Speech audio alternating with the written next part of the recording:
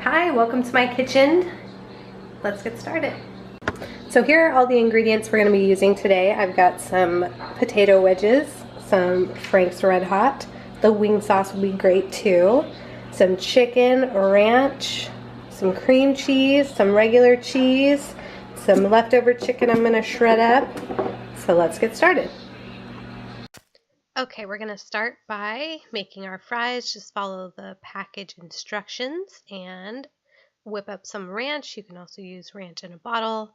I like to make mine homemade and keep it in the fridge for a while, so that's what I'm doing here. Shred up your chicken, get that all together. Throwing half a block of cream cheese with some Frank's Red Hot. Wing sauce would be great too. A little bit of blue cheese, and throw in the chicken. And just put the heat on medium until it is all bubbly and looking delicious. That's your buffalo chicken saucy dip deliciousness.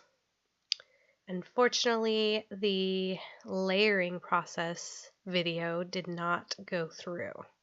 So here is what the fries look like assembled. This one I did fries, chicken dip, cheese, more chicken dip, and ranch. This one I did fries, cheese, chicken dip, and blue cheese. So you can really make these and layer them however you like.